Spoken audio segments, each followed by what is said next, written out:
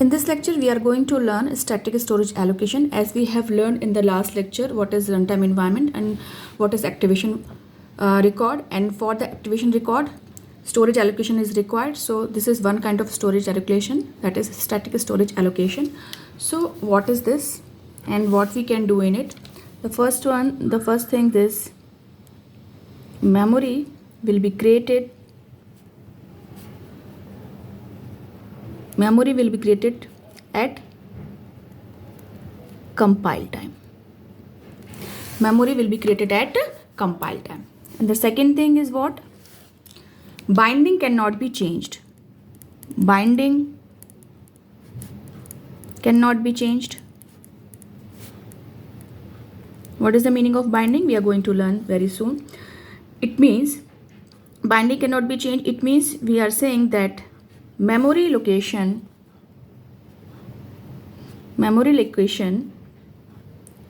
given to particular variable randomly.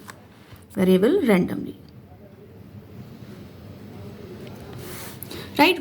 Binding cannot be changed. It means memory location, whatever memory location we are giving to a particular variable, we are assigning it randomly. So it means that binding don't change at runtime. Binding don't change at runtime.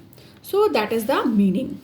And because binding is not changing at runtime, so it gives us the simple indication that only one activation box is required.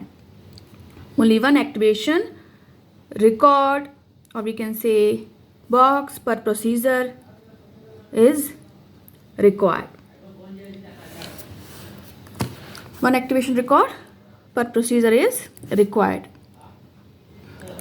So as we have learned in the last lecture, why activation record is required? Whenever we are passing one function and one function is calling to another function, so storing the data of that one function, we need one activation record, so in which we are storing all these things. So because we are able to see here binding cannot be changed, it means it is not changing at runtime, so only one activation record is required. So let's see with the example what is the meaning of that. So here I am taking a static one and I am taking the example of factorial function. I am taking the example of factorial function. Suppose we are calculating factorial 5, or we can say 6. Anything we can take, no problem. So suppose I am writing here factorial 6. As we know, to calculation of the factorial 6, what is required? Factorial 5 is required. It means factorial 6 function is calling to factorial 5. And for calling factorial 5 or to solving factorial 5, what is required? We need to know the factorial 4 value. So it is calling to factorial 4 function. And again we know to solving out the factorial 4, what is required? Factorial 3 is required. So we are calling factorial 3 function. And to solving factorial 3 function, what is required? Factorial 2 function is required. So we are calling factorial 2 function. And to solving factorial 2 function, what is required? Factorial 1 function is required. So we are calling factorial 1 function. And we know the factorial 1 value is 1. So from here we are getting this value and we are coming over here because here is 1 only. So now we are going to factorial 2. So again we are getting 1 value. Then factorial 1 is giving 1 value. So we are going to factorial 2. It is giving 1 value. Then factorial 2 to 3 we are going. Again it is giving 1 value. Factorial 3 to 4 we are going. So it is giving 1 value. Factorial 4 to 5 we are going. Again it is giving 1 value. Factorial 5 to 6 we are going. Again it is giving 1 value. So what is the answer for that? Factorial 6 value is 1. Is it correct? No. It is completely wrong. Why it is giving us wrong value? Because here what we are saying, binding cannot be changed. Memory location given to a particular variable randomly, it can't be changed. So it can't be changed at runtimes. Because of this reason, what we are using only one activation record.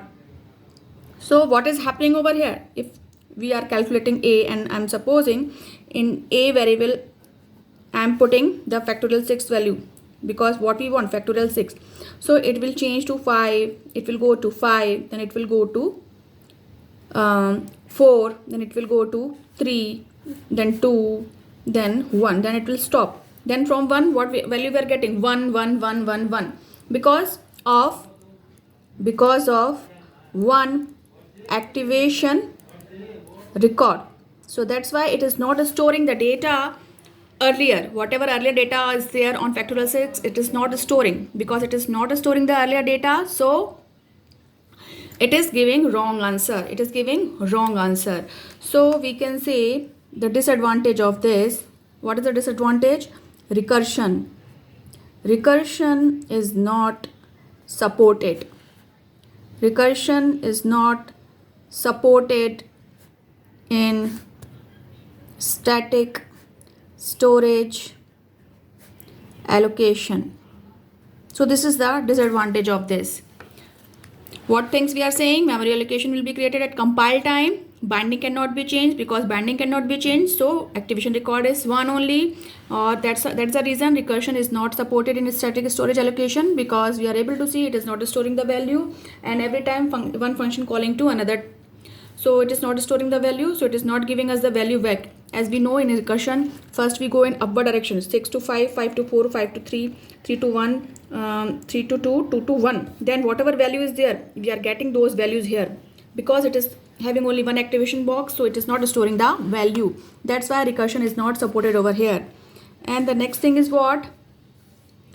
In static allocation, we can't say before how much time it will take. How much time it will take,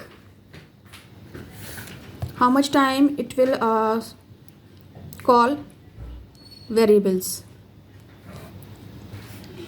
But we can't say before that how much time it will call variables, because we are having only one activation box, so we don't know. But what we know, but size of the object,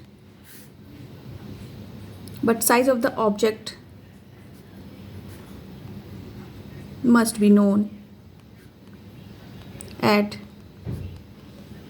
compile time itself, because as we know it is using only one activation box. So how many time it is calling to that variable we don't know, but size we know in advance. And as I have said that recursion is not allowed, is not supported, because it is not giving us the back function value. So we can say the data structure can't be created dynamically. Can't be created dynamically. We can't create memory allocation instantly, dynamically, because it is not giving us this chance, because it is using only one activation box. So how we can improve this thing?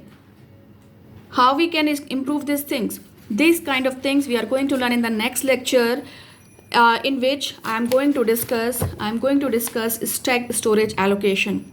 So because as we have seen, it is having many disadvantages, some advantages also. So definitely some other technique is required. So what is another technique? That another technique is known as stack storage allocation. So in the next lecture I am going to discuss these things. If you like the things, like, comment below and let me know what topic you want to learn. Thanks.